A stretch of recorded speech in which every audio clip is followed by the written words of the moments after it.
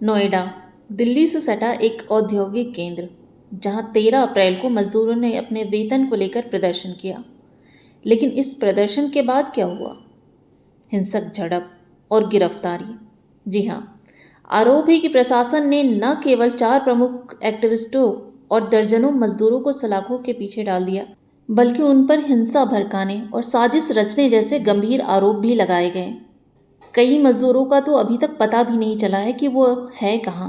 इन्हीं मुद्दों को लेकर के 19 अप्रैल को दिल्ली के प्रेस क्लब में कुछ सामाजिक कार्यकर्ताओं और वकीलों ने एक प्रेस कॉन्फ्रेंस की। इस घटना की शुरुआत आप लोगों को पता ही होगा, 13 को नोएडा के इंडस्ट्रियल इलाके में अनरेस्ट हुआ।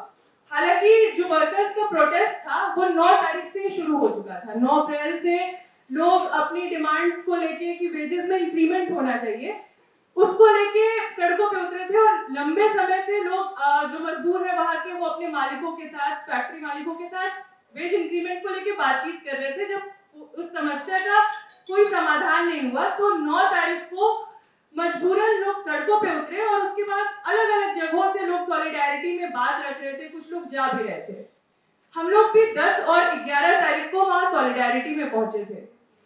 कुछ साथी हमारे गए थे, जिसमें आपको पता ही है, रुपेश, आदित्य, आकृति, सृष्टि और मनीषा, ये सब लोग वहां 10 तारीख को थे और 11 तारीख को भी मौजूद थे। जिसमें कि 11 तारीख को सुबह से ही उत्तर प्रदेश पुलिस द्वारा ये बताया जा रहा था उन्हें कि आप लोग यहाँ से चले जाओ, वरना आप लोगों की गिरफ्तारियां होंगी, क्योंकि आप लोग एक्सटर्नल एलिमेंट्स हो, आप लोग बाहरी तत्व हो। तो सबसे पहली बात तो यही है कि जैसे ये बाहरी और भीतरी का जो पूरा नैरेटिव बनाया जाता है, ये बाहरी भीतरी होता क्या है? अगर अगर हम लोग वहां मजदूरों की हक की आवाज उठाने वाले लोग जो बाहरी है, तो फिर तो बनारस के लिए मोदी जी भी बाहरी होंगे ना। इसी को काउंटर करने के लिए जब वहां पे रुपेश और आदित्य ने 11 अप्रैल को ये शपथ भी दिलवाई लोगों से कि हम लोग किसी भी तरह के अराजक तत्वों को अपने प्रोटेस्ट में शामिल नहीं होने देंगे, अपने स्ट्राइक को बिल्कुल पीसफुली चलाएंगे, और यहाँ तक कि अगर कोई भी ऐसा एलिमेंट हमें दिखता है तो हम इसे बाहर भी खदेड़ेंगे। इस शपथ की वीडियो भी हमारे पास मौजूद है, जो लाइव वीडियो भी की गई थी। दोस्तों, एक बात हमें समझ लेने की ज़रूरत है कि एक अनुशासित आंदोलन ही हमें सही तरीके से जीत दिला सकता है, और इसका नतीजा पिछले 3-4 दिनों में हमें दिख चुका है, जब ये पुलिस प्रशासन और सरकार को हमारे आगे झुकना पड़ा है। लेकिन अब, क्योंकि ये आंदोलन बिखर जाए, इसका दमन किया जा सके, पुलिस और प्रशासन लगातार मजदूरों को भड़काने और उकसाने की कार्रवाई कर रहा है, जिसके कारण कुछ अराजक तत्व लगातार कुछ तोड़फोड़ कर रहे हैं, जिसकी खबर अभी तक आ रही है। हमें एक बात गांठ बांध लेनी है कि हमें ये बिल्कुल भी नहीं करना है। हमें बिल्कुल ही शांतिपूर्ण तरीके से अपनी ये हड़ताल चलानी है। उसके बाद पुलिस को जब कोई मौका नहीं मिला शाम तक कि वो कुछ कर पाए, तो जब ये लोग प्रोटेस्ट से निकल रहे थे, इनके साथ कुछ वर्कर्स भी उनको एकम्पनी करते हुए मेट्रो तक गए थे। मेट्रो में जैसे ही एंट्री लेने वाले थे, बोटैनिकल गार्डन मेट्रो स्टेशन से आप सभी ने देखा भी होगा कैसे सिविल ड्रेस में पुलिस वाले आते हैं, और रुपेश को, आकृति, सृष्टि और मनीषा, 3 वहां महिलाएं भी थी, जिनको सिविल ड्रेस में मेल पुलिसकर्मी आके उठाकर ले जाते हैं। जिस गाड़ी में ले जाते हैं वो डीसीपी की गाड़ी थी। उसके बाद वहां जो मौजूद बाकी लोग होते हैं, उनका पता करने के लिए थाने पे जाते हैं। रात भर नोएडा फेज 2 थाने के बाहर हम लोग बैठते हैं। पुलिस द्वारा एक जानकारी नहीं दी जाती है कि उन्हें कहां रखा गया है। 12 तारीख की दोपहर तक हमें नहीं पता होता है इन सभी लोगों के वेयरअबाउट्स का, इनको कहां ले गए हैं, किस हालत में है। जाहिर सी बात है, इनके लीगल रिप्रेजेंटेशन का राइट भी इनसे छीन लिया जाता है। 12 तारीख की अप्रैल को मेरे पास 12 अप्रैल की दोपहर को मेरे पास एक फोन आता है नोएडा 141 ए पुलिस स्टेशन से। वो कोई कांस्टेबल होती है, वो ये बोलती है कि आकृति, सृष्टि और मनीषा की बेल हो गई है और आप लोग आओ, बेल पे जो बॉन्ड्स है वो भर के आप इनको ले जाओ। जब हमने बताया हमें पहुंचने में 1.5 घंटे का वक्त लगेगा, क्योंकि कल से हम पूछ रहे थे, आप लोग बता ही नहीं रहे हो, हम हर थाने के चक्कर लगा चुके हैं। जब तक हमारे लॉयर्स वहां पहुंचते हैं, उन्हें बताया जाता है कि उन्हें तो जेल भेज दिया गया है। लॉयर्स को भी कोई इंफॉर्मेशन नहीं दी जाती है। उसके बाद नेक्स्ट नेक्स्ट डे जब हम लोग सूरजपुर कोर्ट के बाहर पहुंचते हैं, हमें ये पता होता है कि नेक्स्ट डे उनको मजिस्ट्रेट के सामने पेश करेंगे। तो सूरजपुर कोर्ट के बाहर कुछ जमानतदार और 3 लॉयर्स होते हैं, कुल 7 लोग होते हैं। वो लोग अभी पेपर्स अपना सबमिट ही कर रहे होते हैं, तब तक वही सारे पुलिसकर्मी एक बार फिर से सिविल ड्रेस में आते हैं और उन 7 लोगों को मारते हुए गाड़ी में बिठा के उन्हें ले जाया जाता है। अब ये सवाल है कि इसमें कौन सा कानून है, किस कानून के तहत उत्तर प्रदेश पुलिस ये सारी चीजें कर रही थी। यहाँ तक कि लॉयर्स को आप उठा करके ले जा रहे हो, जो उनके लीगल रिप्रेजेंटेटिव्स हैं, जो जमानतदार हैं, आप उनको उठा करके ले जा रहे हो। इस पर भी, इसके बाद भी उनको रिलीज नहीं किया जाता है। उस दिन 13 की शाम को, जब देर शाम जब कोर्ट का टाइम खत्म हो जाता है, मजिस्ट्रेट के बैठने का टाइम खत्म हो जाता है, उसके बाद उनको रिलीज कर दिया जाता है। और उसके बाद से लगातार हम कंप्लेंट की कॉपी मांग रहे हैं, हम एफआईआर की कॉपी मांग रहे हैं। हमें न कंप्लेंट की कॉपी न एफआईआर की कॉपी दी जाती है। हमें नहीं बताया जाता है कि उन पे कौन सा सेक्शंस लगाए गए हैं। और इस दौरान पूरी मीडिया में ये नैरेटिव बिल्ड किया जाता है कि व्हाट्सएप 17 व्हाट्सएप ग्रुप चल रहे थे, उसमें क्यूआर कोड से लोग ज्वाइन कर रहे थे और इसके पीछे उस पर प्लानिंग चल रही थी कि वायलेंस हो नोएडा में, और ये तमाम चीजें।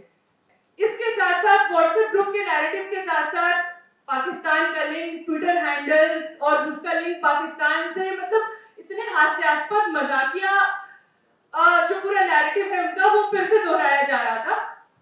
और फिर अर्बन नक्सल्स का लिंक है, माओइस्ट का लिंक है, इन तमाम चीजों को बोलकर लगातार ही, मतलब एक तरह से बोले जाए तो पूरी तरीके से असंवैधानिक और गैर कानूनी तरीके से पुलिस काम कर रही थी। And I also asked myself कि लेबर लॉ जो हम करते हैं, प्रैक्टिस, हम कोर्ट जाते हैं, कहते हैं वेज इतना कम है, वेज बढ़ाओ।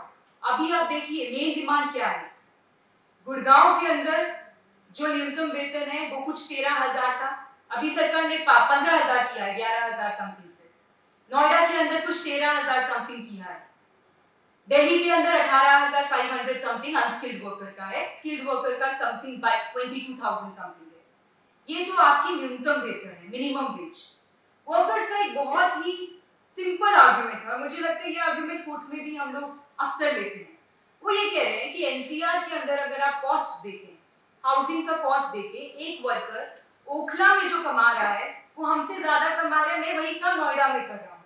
हाउसिंग का कॉस्ट सेम है, फ्यूल का कॉस्ट जो है वो सेम है, फूड का कॉस्ट जो है वो लगभग सेम है, तो क्या अंतर है? मेरा वेज भी इंक्रीज होना चाहिए, ये उनका आर्गुमेंट है। लेकिन जो सरकार है, चाहे वो हरियाणा सरकार हो या उत्तर प्रदेश सरकार हो, वो एक बहुत ही पुराने ढांचे से रूरल मैप को लेके उनकी न्यूनतम वेतन को कैलकुलेट करते हैं। ये वर्कर का आर्गुमेंट है। आप कोई भी वीडियो, कोई भी प्रोटेस्ट वीडियो जो पहले कवर हुई थी उसमें देखेंगे तो वर्कर यही 3 या 4 डिमांड कर रहा है।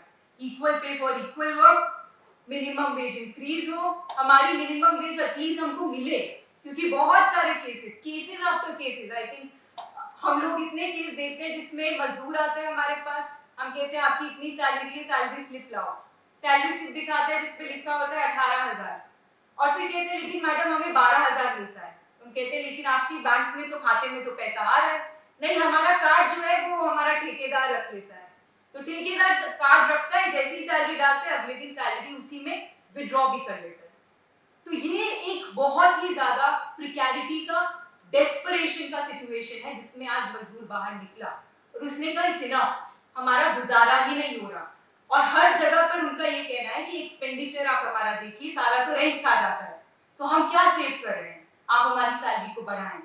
और इसमें क्या गलत है, इसमें क्या एंटी नेशनल है, और इसमें क्या है जो सरकार अभी इसको थोड़ा सा इंक्रीज करके कह रही है, देखो हमने 40% इंक्रीज कर दिया, इतना कर दिया, उससे यूनियंस क्या डिमांड कर रही है कि पुलिस प्रेस कॉन्फ्रेंस क्यों कर रही है? ताकि सरकार की इमेज सुधार सके, ताकि किसी को ये ना लगे कि भाई आप वर्कर्स की वेजेस नहीं बढ़ा रहे थे इसलिए वर्कर्स प्रोटेस्ट। नहीं, ये वर्कर्स नहीं है, ये अपना हक नहीं मांग रहे हैं, ये आतंकवादी हैं, ये स्टेट के खिलाफ है और सभी आतंकवादी हैं। ये जो ऑपरेशन चल रहा है, मैं आपसे ये कहना चाहूंगा कि ये यहाँ तक सीमित नहीं है। वर्कर्स प्रोटेस्ट क्यों कर रहे हैं? क्योंकि डेस्परेशन है। 11,000 में आप अपना परिवार नहीं पाल सकते हैं। हम सभी डेस्परेशन में, इकोनॉमी की क्या हालत है हम सबको मालूम है। अब जो सबसे ज्यादा डेस्परेशन में है, जो वर्कर्स है, ग्राउंड पे है, वो ज्यादा प्रोटेस्ट कर रहा है।